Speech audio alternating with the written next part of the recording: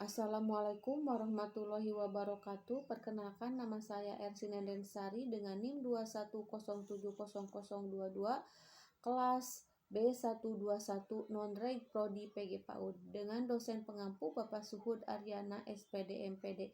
Saya akan mempresentasikan informasi dan solusi permasalahan sebagai berikut: kesenjangan sosial di masyarakat, kebijakan pemerintah, dan hak kewajiban sebagai warga negara Indonesia, dan demokrasi, sebagai tugas ujian akhir semester dengan mata kuliah Pendidikan Kewarganegaraan. Kemensos optimis mampu ikut menurunkan angka kematian di Indonesia. Salah satu cara yang dilakukan adalah dengan mengoptimalkan penggunaan kartu keluarga sejahtera.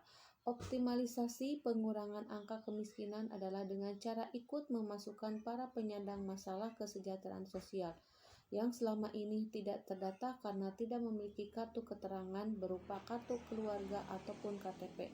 Mereka diregistrasi untuk bisa mendapatkan bantuan sosial melalui kartu keluarga sejahtera. Selain dengan PKH, penanganan kemiskinan juga menyasar kepada penyandang masalah kesejahteraan sosial atau PMKS melalui pendataan. Itu basisnya adalah RTSM, rumah tangga. Salah satu implementasi penanggulangan kemiskinan melalui program Keluarga Harapan tahun ini, program tersebut ditingkatkan jumlah sasarannya dan diintegrasikan dengan program Kartu Sakti dari RPPJM dalam 5 tahun ke depan. Target turunnya angka kemiskinan sebesar 4% dan Kemensos memiliki peran penurunan angka. Asumsi tunjangan alokasi anggaran tidak berubah. Bermula dari kota Wuhan, tepatnya di Tiongkok, virus jenis baru ini telah menyebar ke berbagai belahan negara di dunia yang menyebabkan timbulnya penyakit coronavirus 2019 atau yang disebut juga dengan COVID-19. Tentunya kondisi ini tidak boleh dianggap remeh dan dibiarkan begitu saja. WHO pun juga menetapkan pandemi COVID-19 sejak 11 Maret 2020 yang lalu. Pandemi sendiri merupakan sebuah epidemi yang telah menyebar ke berbagai benua dan negara, umumnya menyerang banyak orang. Sementara epidemi sendiri adalah sebuah istilah yang telah digunakan untuk mengetahui peningkatan jumlah kasus penyakit secara tiba-tiba pada suatu populasi area tertentu. Pasalnya, istilah pandemi tidak digunakan untuk menunjukkan tingginya tingkat suatu penyakit, melainkan hanya memperlihatkan tingkat penyebarannya saja. Perlu diketahui dalam kasus pandemi COVID-19 ini menjadi yang pertama dan disebut oleh virus corona yang telah ada sejak akhir tahun lalu. Sebelum pandemi COVID-19 ini menyerang pada tahun 2009 yang lalu pernah merebak virus yang bernama flu babi. Penyakit ini bisa terjadi ketika strain influenza baru atau H1N1 menyebar ke seluruh belahan dunia termasuk Indonesia.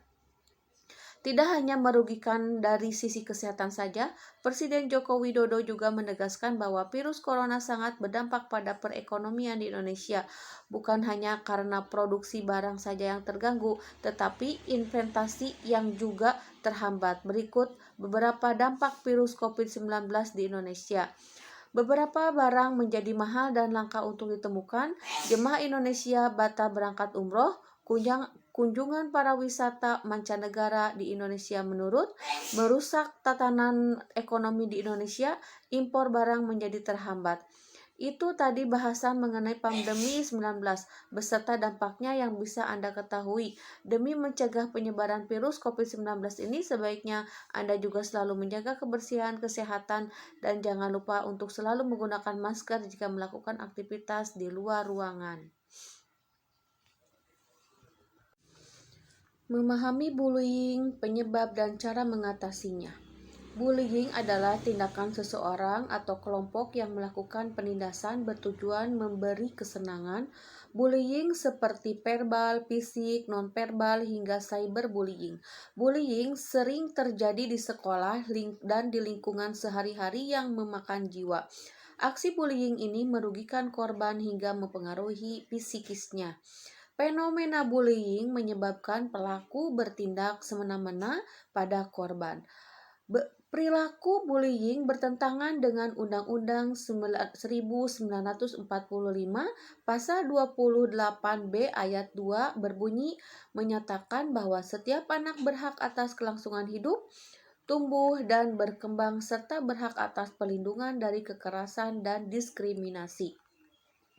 Peristiwa bullying sering kali terjadi di sekolah, rumah, tempat kerja, masyarakat, sampai dunia maya. Aktivitas bullying tidak memilih umur dan jenis kelamin. Para pelaku memilih seseorang dari pemalu, pendiam, spesial, cantik, sampai mempunyai kekurangan untuk dijadikan ejekan.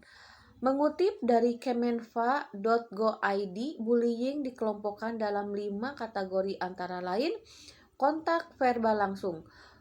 Kontak verbal langsung bullying berupa tindakan mengancam, mempermalukan, mengganggu, memberi panggilan nama, merendahkan, intimidasi, memaki, dan menyebarkan gosip buruk. Kontak fisik langsung pelaku, mendorong, menendang, menjambak, memukul, mencakar, mencubit, memeras, mengunci seseorang dalam ruangan hingga menghancurkan barang milik orang lain. Perilaku nonverbal langsung. Tindakan bullying melihat sinis, menampilkan ekspresi merendahkan, mengancam, mengejek, menjulurkan lidah, sampai melakukan kekerasan fisik pada korban. Pelecehan seksual tindakan. Bullying ini masuk dalam kategori fisik dan verbal. Cyberbullying, tindakan kekerasan dengan cara menyakiti orang lain melalui media elektronik seperti memberi komentar jelek, pencemaran nama baik lewat media sosial, dan menyebarkan rekaman video intimidasi. Dampak bullying bagi korban. 1. Memicu depresi, stres, gangguan kesehatan mental, sampai memicu kemarahan. 2. Berdampak pada menurunkan tingkat kecerdasan dan kemampuan analisis anak-anak. 3. Remaja dan anak-anak yang mendapat perilaku bullying akan menurun secara akademik dan memilih mengasingkan diri. Dampak bullying pada pelaku. Berperilaku berubah menjadi agresif, menyukai kekerasan, mudah marah, impulsif, dan toleransi rendah, kurang berempati, dan lebih menyukai mendominasi orang lain. Perilaku merasa harga diri tinggi dan percaya diri, menyukai kekerasan untuk merendahkan orang lain. Dampak yang melihat aksi bullying.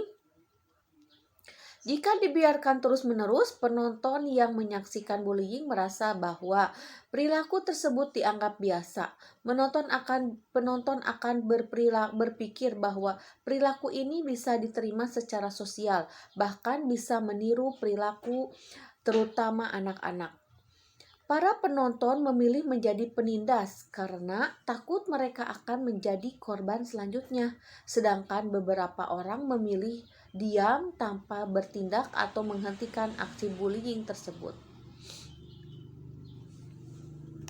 Di Gedung Intelijen, UNIT baru saja merilis laporan Indeks Demokrasi Indonesia 2020. Dalam laporan, Indonesia berada di peringkat ke-64 negara di dunia. Dalam laporan tersebut, Indonesia memiliki skor indeks demokrasi sebesar 6,30 atau turun dibandingkan tahun 2019 dengan skor 6,48. Namun, dari peringkat posisi Indonesia tidak mengalami perubahan jika dibandingkan tahun 2019, yaitu di ranking 64.